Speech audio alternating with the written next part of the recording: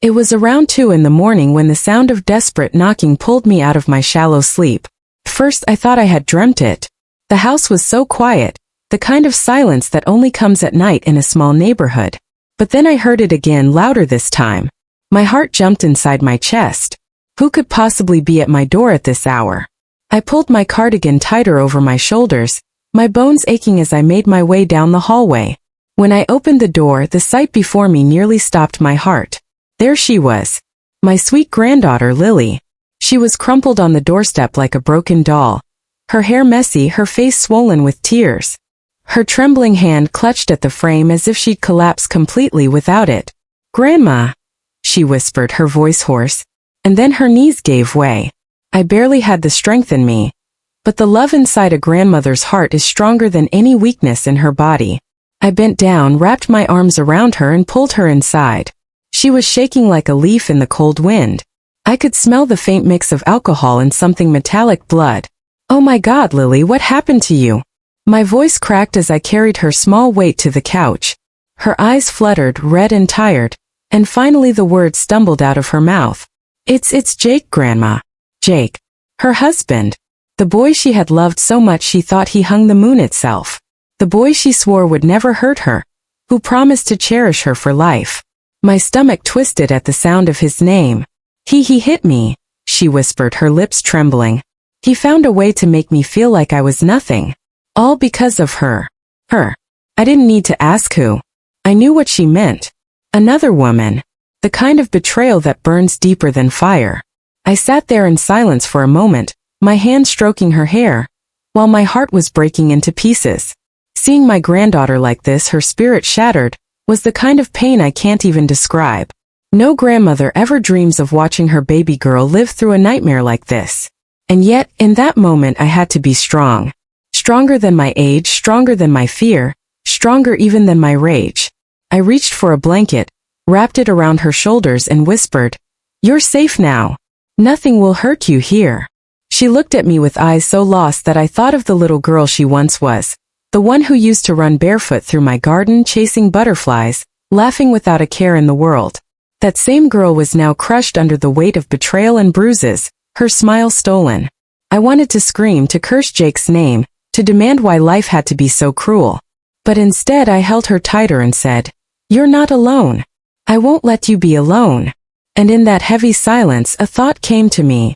Backhand index pointing right. If someone you love came to your door in the middle of the night, broken and hurt, what would you do? Would you let anger guide you? Or would you hold them close and give them the strength they couldn't find in themselves? My eyes filled with tears as I waited for Lily to calm down. Her sobs slowed, her breathing steadied, but her hand still gripped my arm as if I might disappear. "Grandma," she whispered, "I don't know who I am anymore. He makes me feel like I don't matter." I cupped her face gently, forcing her to look at me. "Don't you dare say that. You matter more than anything in this world. You hear me? He may have hurt you, but he doesn't define you. You are mine. You are my Lily. And as long as I breathe, I will fight for you." Her tears spilled again, but this time there was something else in them, relief. For the first time that night, she let her weight fall fully into me, trusting that I could carry it. I sat there rocking her like I used to when she was a child, humming the same lullaby I once sang to put her to sleep. My voice cracked, my heart trembled, but my soul whispered prayers I couldn't even put into words. Hours passed. The night grew darker, but inside, the small lamp on the table cast a warm glow over us. In that fragile light I made a silent promise. I promised that Jake would never again raise a hand to her without facing me. I promised that Lily would never again feel abandoned in her pain. And I promised that even if the whole world turned against her, her grandmother never would. Because love, real love, isn't just soft and sweet. Sometimes it's fierce. Sometimes it's the only shield standing between someone you love and the storm trying to destroy them. And that night at 2 a.m. when my granddaughter collapsed at my door, I became that shield. When dawn finally broke, I was still awake. My granddaughter slept curled on the couch, her face swollen from crying, her body covered in shadows of bruises. I sat in the armchair nearby, watching over her, my hands folded tightly together. I hadn't closed my eyes, not even for a minute. My mind was racing the whole night, shifting between anger, fear, and sorrow. I had never hated anyone in my life. Not truly. But the thought of Jake laying his hands on Lily filled me with a rage I didn't even know I had left inside me. I thought back to the day she had introduced him to me. He was tall, polite, charming in that way some young men know how to be. He called me ma'am. He shook my hand. He even helped carry the groceries from my car. I had wanted to believe in him. I wanted to believe he would love her the way she deserved. But charm, I learned, is a mask that some men wear. And behind Jake's mask was a heart as cruel as the night itself. When Lily stirred, I went to her side and stroked her hair. She blinked awake slowly, her eyes heavy and red. For a moment she looked around in confusion. And then it hit her again, everything that had happened the night before.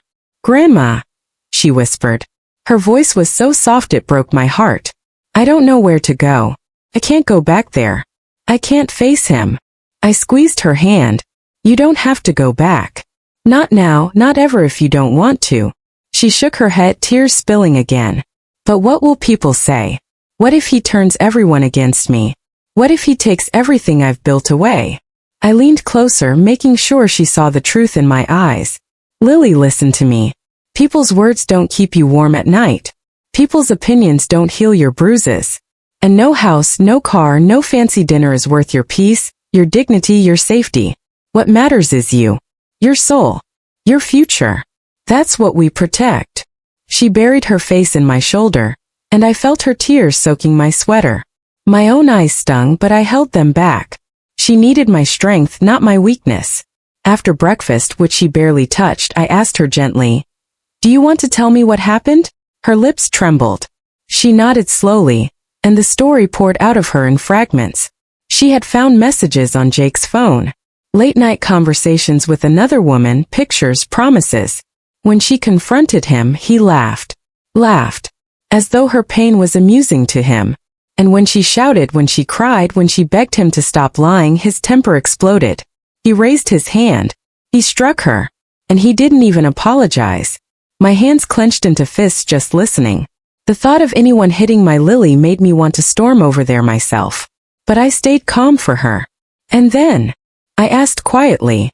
"He told me I was useless," she whispered, her voice shaking. "That she was better than me. That he didn't care if I left." I ran out of the house. I didn't even take a bag. I just drove. And I ended up here, Grandma. I didn't know where else to go. I hugged her again, tighter than before. "You came to the right place. You're safe here. Always." The rest of that morning passed in silence. I let her rest while I sat at the kitchen table, sipping my coffee, staring out the window at the rising sun. The light looked different somehow, less warm, less hopeful. Maybe that's what happens when the people you love are hurting. The whole world feels colder. By afternoon I knew I had to make a choice. Do I sit quietly, pretending nothing happened? Or do I stand up for my granddaughter? The fire inside me was already burning, too hot to ignore. I turned to her and asked, "Lily, do you want to go to the police?" She flinched, shaking her head. I'm not ready. I don't want everyone to know. I'm scared, Grandma." I nodded, stroking her hand. "That's okay. You don't have to do anything you're not ready for. But promise me something. Promise me you won't go back to him." Her silence was answer enough. She was torn. Torn between the life she had built with Jake and the pain he caused her. That's the cruelest part about love. It can chain you even when it destroys you. I leaned back, staring at her with tears in my eyes. "You know, Lily, when your mother was young, I once told her something I want you to remember too. Sometimes the hardest thing you'll ever do in life is walk away. But sometimes walking away is the only thing that saves you." She looked at me, her lips quivering, as if she wanted to believe me but didn't know how. I reached across the table, took her hands in mine and whispered, "You don't have to be strong all at once. You just have to be brave enough to take one step. Just one. And I'll be here for every step after that." She broke down again, but this time I knew something had shifted. Maybe it was small, but it was there. A spark. A possibility that she could be free. That night, as she slept again on the couch, I sat in my chair and prayed. I prayed not just for her safety but for her courage. Because courage, I knew, would be the key that unlocked the prison Jake had built around her heart. And as I whispered my prayers, I felt a storm growing inside me. I wasn't just a grandmother anymore. I was her protector, her fighter, her shield. And I wasn't going to let anyone take her light away. The next morning, I woke with a heaviness in my chest that no amount of coffee could lift. My granddaughter sat quietly at the table, her fingers tracing circles on the rim of her mug. She hadn't spoken much since the night she arrived. The silence between us was thick, filled with things neither of us wanted to say aloud. But as I looked at her bruised face in the soft morning light, I knew we couldn't stay in that silence forever. "Lily," I said gently, "what do you want to do?" Her eyes flicked up to mine, uncertain. "I don't know, Grandma. I feel trapped. If I leave him, I lose everything. If I stay, I lose myself." Those words cut through me. I wanted to tell her the answer was simple. Walk away. But life isn't simple. Not when your heart is entangled with someone who knows how to twist it. I had seen it before, in friends and neighbors, even in my own younger days. I leaned across the table, lowering my voice. "Sweetheart, you don't lose everything when you leave. You keep your soul. And that's worth more than any house, any car, any ring on your finger." She looked down again, tears falling onto her hands. "But what if he comes after me? What if he doesn't let me go?" I felt that fire rise in my chest again. "Then he'll have to deal with me." Her lips parted slightly, almost a smile, but it faded quickly. She didn't believe in her own safety yet. That afternoon, as I folded laundry, I heard the sound of tires crunching on gravel. My heart stopped. When I peeked through the curtain, my fear was confirmed. Jake's car. He was here. I turned quickly to Lily, who was standing frozen in the doorway. Her face went pale. "Grandma, what do I do?" "You stay right where you are," I told her firmly. "I'll handle this." The knocking came hard, demanding, shaking the door on its hinges. I steadied myself before opening it. And there he was, standing with that same false charm painted on his face, though his eyes betrayed the anger boiling beneath it. "Ma'am," he said, his voice low. "Where's Lily?" "She doesn't want to see you," I answered, my voice stronger than I expected. He smirked. "She's my wife. She belongs with me." "Not anymore," I said sharply. "Not after what you did." His jaw clenched, his mask slipping for a moment. "You don't know what you're talking about." "Oh, I know enough," I snapped. "I know you laid a hand on my granddaughter. I know you betrayed her. And I know you will not step one foot into this house." For a moment we just stood there, locked in a battle of silence. Then his eyes flicked past me, searching for Lily. His voice rose. "Lily, get out here." I stepped in front of the doorway, my body frail but my spirit unshakable. "You don't call her. You don't control her. Not here." Behind me I heard Lily's sobs. She had come to the hall trembling, tears streaming down her face. "Jake, please just go." His face darkened. "So you're siding with her?" he barked at me. "I'm standing for her," I said calmly, though my heart thundered in my chest. "Something you should have done from the beginning." He took a step closer, but I raised my hand. "You take one more step and I'll call the police. And trust me, they'll be very interested in those bruises you left on her face." That made him pause. His pride flickered in his eyes, but he wasn't ready to give in. "She's nothing without me," he spat. "You'll see. She'll come crawling back." "No," I said, my voice shaking with fury. "She has me. And she has herself. That's more than she'll ever need." I shut the door on him, my hands trembling as I locked it tight. On the other side I heard him curse, kick the step and storm off to his car. The sound of the engine roaring away echoed in my chest long after he was gone. When I turned, Lily was staring at me with wide, tear-filled eyes. "Grandma, I've never seen you like that."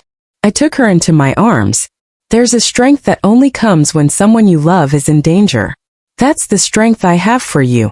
She sobbed against me, clinging tightly. "I don't know if I can ever be that strong." "You will," I whispered. "It's inside you. And until you find it, I'll hold it for both of us."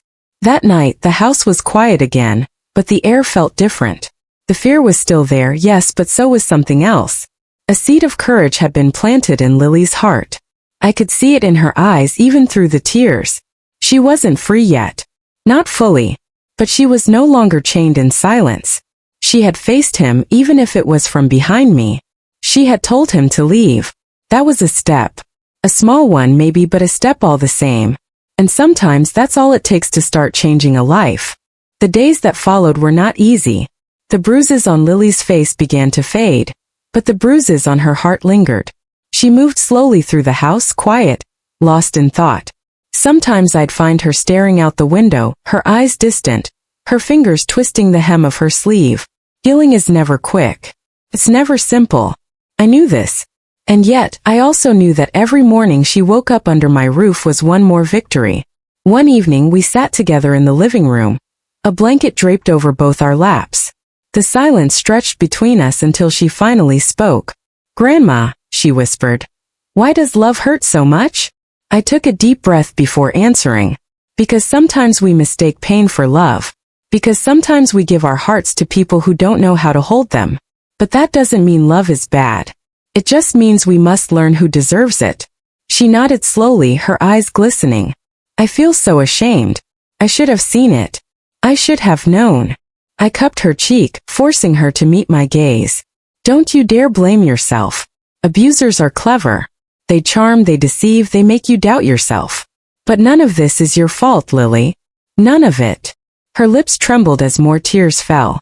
And then, almost in a whisper, she said, I want to be free, Grandma. I don't ever want to feel this way again. My heart swelled with both pride and sorrow. This was the moment I had been waiting for. The moment she chose herself. Then you will be, I told her firmly. We'll take it one step at a time. But you'll get there. You'll see. The next day we drove to a women's support center in town. She was nervous, her hands shaking as we pulled into the parking lot. But I held her hand, squeezed it gently and whispered, You're not alone. Inside, she spoke with a counselor, tears streaming down her face as she shared her story. I sat nearby, listening, praying silently that this would be the start of her healing. And as the hours passed, I watched something remarkable happen. I watched my granddaughter find her voice again. For so long Jake had silenced her, made her feel worthless. But in that small office with people who believed her, she began to reclaim her power. She was still fragile, still scared, but the spark in her eyes was brighter than I had seen in months.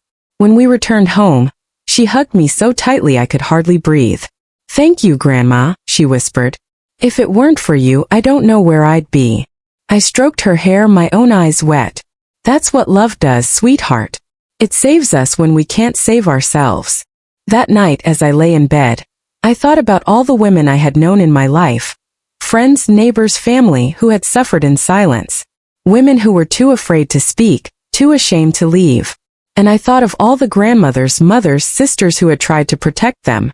I realized then that my story, Lily's story, wasn't just ours. It was the story of countless women around the world. So if you're listening to me now, if you've made it this far into my story, I want you to hear this clearly. No one who truly loves you will ever raise their hand to you. No one who truly loves you will ever make you feel small. And if you are hurting, if you are scared, know this, you are not alone. There is always someone who will stand with you, fight for you, protect you. Lily still has a long road ahead of her. Healing takes time. Trust takes time. But she is no longer the broken girl who collapsed at my door that night. She is stronger now. Strong enough to look at her scars and say, I survived. And me? I am just her grandmother. Old, tired, worn by years. But I will always be her shield, her safe place, her reminder that even in the darkest night, love can be fierce enough to keep you alive. Because when the world turned cruel, when the man she trusted turned his back on her, she came home. To me. And I will never let her forget that she is loved. So I leave you with this question, my dear listener.